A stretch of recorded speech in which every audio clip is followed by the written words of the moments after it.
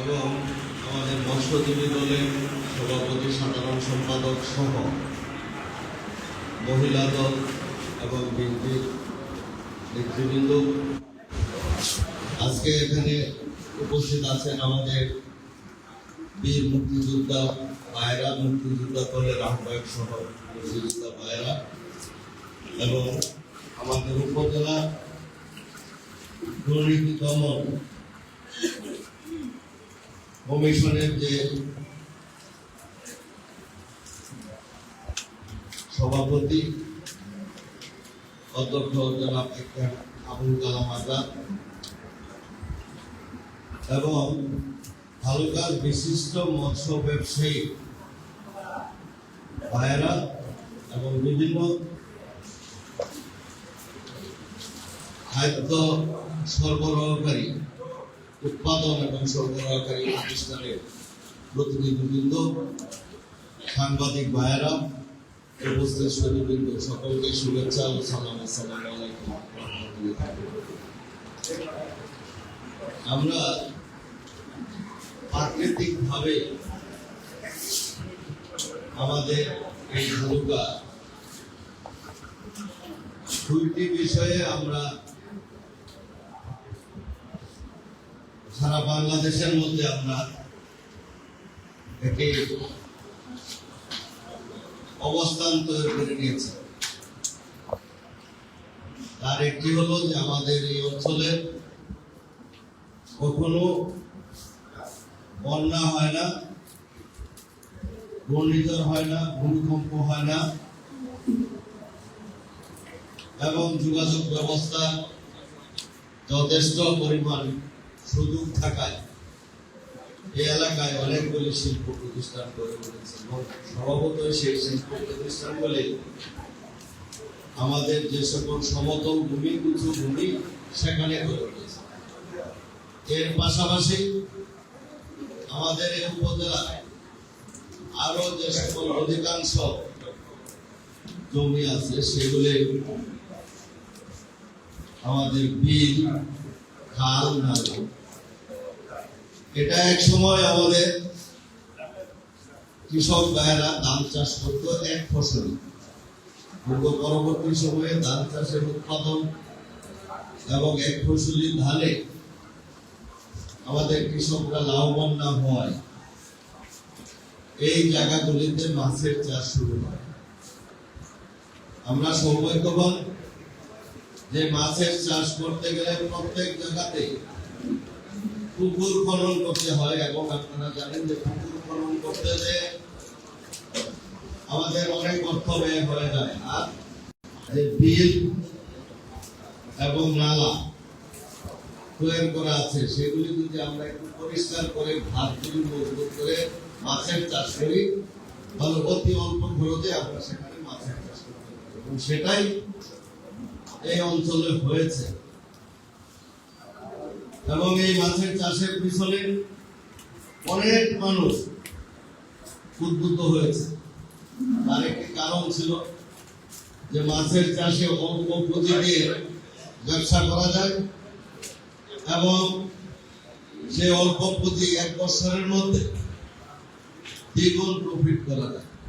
একটা সময় ছিল যখন 15 টাকা কেজি খাদ্য ছিল, খুব বড় জোর 18 টাকা কেজি খাদ্য ছিল। তখন পাঙ্গাস মাছের যারা চাষ করেছেন তারাই বলতে পারবেন যে 2 কেজি খাদ্য খাওয়ালে 1 কেজি মাছ উৎপাদন হতো। অর্থাৎ খাদ্যের দাম 30 থেকে 35 টাকা, মাছ বিক্রি হতো করা যায়। তাহলে এর চাইতে প্রফিটেবল বিজনেস বাংলাদেশে আর কোথাও।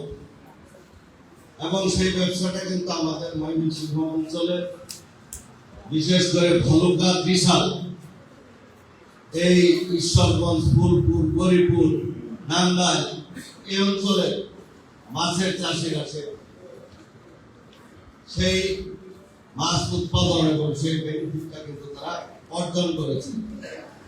যে কারণে আস্তে আস্তে প্রত্যেক ঘরে ঘরে মাছের চাষি তৈরি হয়েছে। এখন সমস্যা হয়েছে যে আমাদের বেশ কিছু সমস্যা। এই সমস্যাগুলি আমাদের অপরিকল্পিতভাবে মাছের চাষ করার ফলে আমাদের এই সমস্যাগুলি তৈরি হয়েছে। এখন আর মাছের চাষ করলে সেই চাষি লাভের অংশ দেখতে পারে না, বরং ব্যাংক থেকে টাকা নেয়, না হলে ফ্যাক্টরি থেকে চেক দিয়ে জমি বন্ধক দিয়ে খাদ্য নেয়, পরবর্তীতে মাছ বিক্রি করে সে আর সেই টাকা পরিশোধ করতে পারে না। এই ব্যবসাটা এখন প্রত্যেক মাস মৎস্য চাষীর জন্য একটি ক্ষতিকর বোঝা হয়ে দাঁড়িয়েছে। এটার খারাপ যে প্রভাবটা সেটা আমরা এখন লক্ষ্য করছি। পরিকল্পিতভাবে আমরা মাছের চাষ করতে পারতাম, তাহলে আজকে আমাদের এই অবস্থায় পড়তে হতো না। সেই পরিকল্পনাটা কি? আপনারা দেখেছেন যে এক সময় রাষ্ট্রপতি ছিলেন জেনারেল এরশাদ। সেই সময় সারা বাংলাদেশের পরীক্ষা কেন্দ্রগুলিতে ছাত্রর চাইতে গাইডারের সংখ্যা বেশি উপস্থিত থাকে। আর আমাদের উপজেলা পর্যায়ে যে পরীক্ষা কেন্দ্রগুলি, সেই পরীক্ষা কেন্দ্রগুলির আশপাশে আমাদের ঢাকা, ময়মনসিংহ বিভিন্ন বিভাগীয় শহর থেকে বড় বড় গাড়ি ভরে পিতামাতারা তাদের সন্তানদেরকে নিয়ে আসতো এখানে পরীক্ষা দেওয়ার জন্য। মানে আমরা হয়ে গিয়েছিলাম শিক্ষার জন্য সবচেয়ে উন্নত একটি স্থান। এখানে আসলে বড় ডিগ্রি নেওয়া যায়, সার্টিফিকেট নেওয়া যায়। সেই সময় যারা সার্টিফিকেট অর্জন করেছে তারা আত্মতৃপ্তিতে ভুগেছে, আমি SSC, HSC, degree, honours, masters pass করেছি। কিন্তু বাস্তব জীবনে যখন কর্মজীবনে সে গিয়েছে, তখন সে আবার আমাদের মাছের ব্যবসায়ী ভাইদের মতো মুখ থুবড়ে পড়েছে যে এই শিক্ষা, এই সার্টিফিকেট তার জীবনের জন্য একটি কলঙ্ক হয়ে দাঁড়িয়েছে।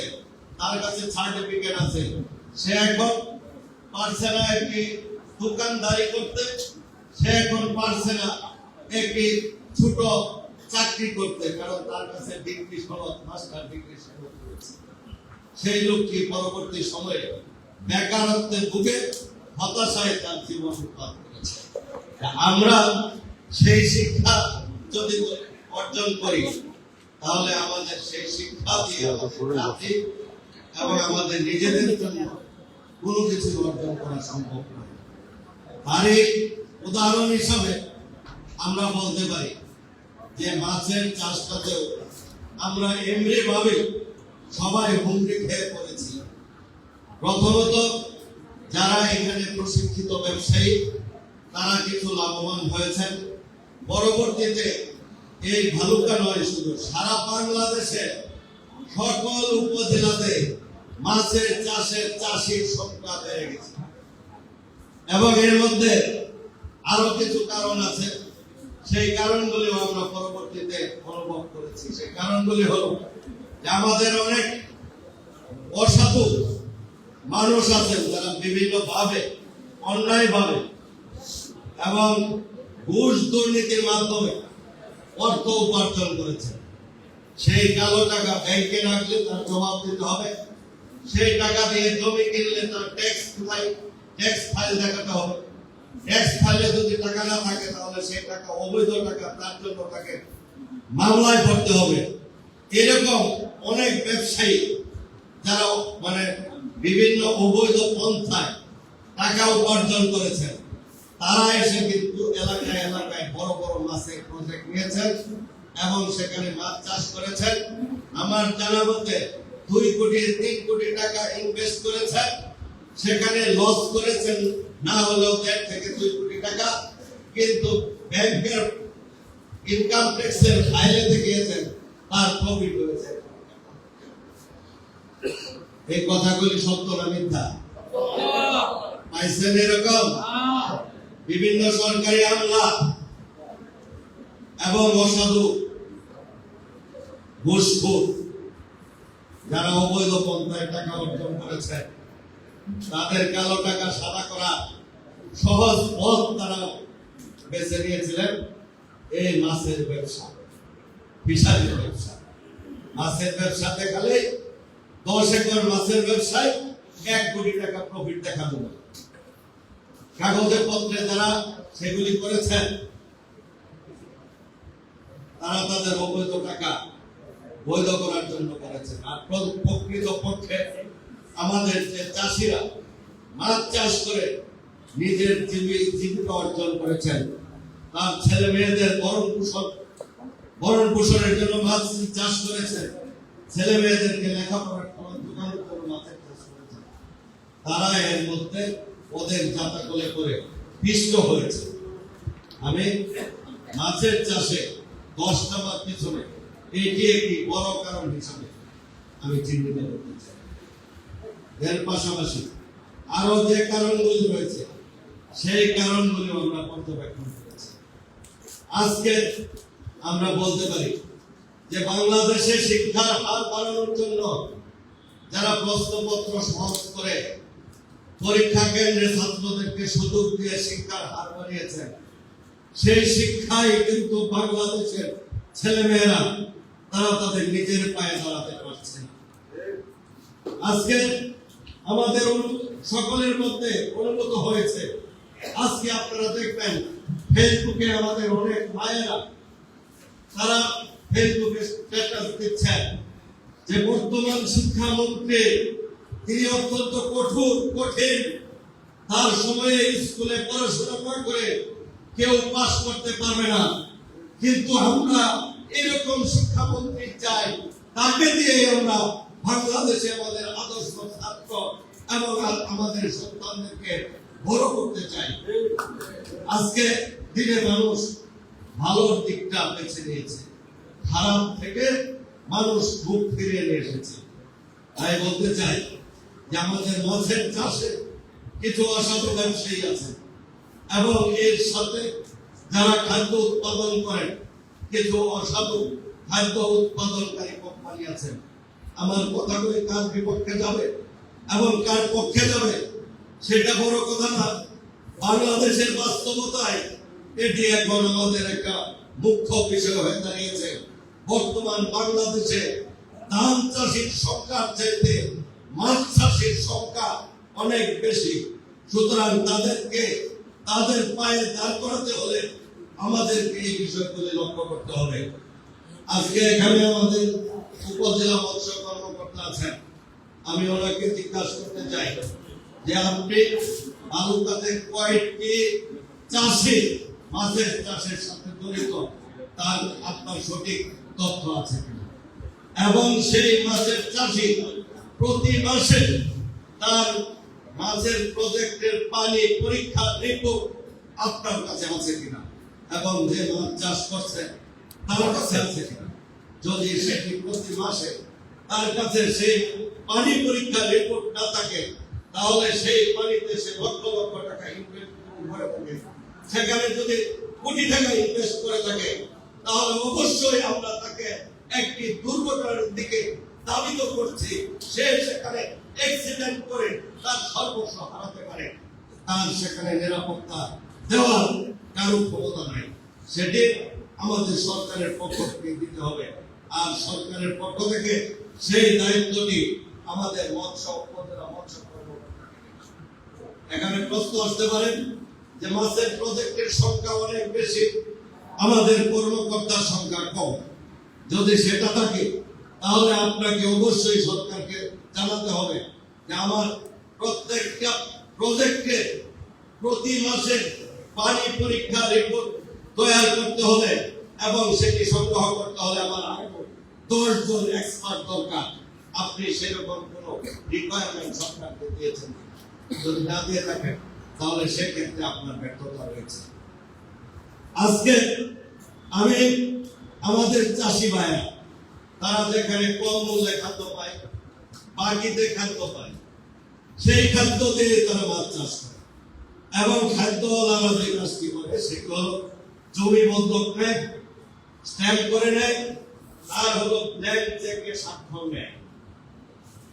তারপরে সেখানে খাদ্য দেয়, বলা হয় যে আমার খাদ্য দিয়ে এরকম মাছ উৎপাদন হবে, 1 কেজি দিয়ে 1 কেজি মাছ। বাস্তবে কি সেটি কখন পেয়েছেন? পান নাই। কারণ যারা বাকিতে খাদ্য আনেন সেই খাদ্য কোম্পানি জানে যে এই চাষির ক্ষমতা নেই অন্য জায়গা থেকে নগদ টাকায় খাদ্য কিনে তার মাছকে খাওয়ানো।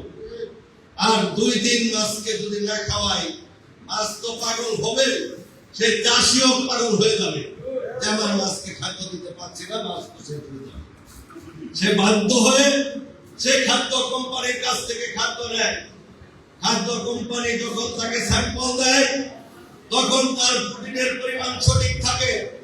যখন চাষি তার পাইপলাইনে ঢুকে বাধ্য হয়ে খাদ্য সংগ্রহ করে তখন প্রোটিনের পরিমাণ অর্ধেকের চাইতেও নিচে নেমে আসে। সেই 30 টাকা 40 টাকার খাদ্য, সেই খাদ্যের দাম 20 টাকাও হওয়ার কথা না, কিন্তু চাষি কিন্তু 40 টাকা মূল্যের সেই খাদ্য ব্যবহার করছে, কারণ সে জানে না সেখানে প্রোটিনের পরিমাণ কত।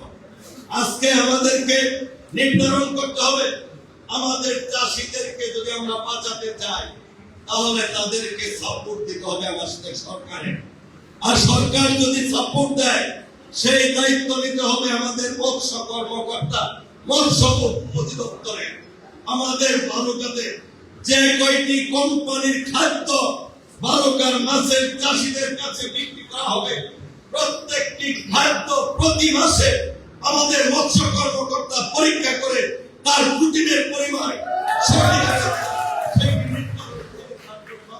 চাষের জন্য সেটি ব্যবহার করার জন্য অনুমতি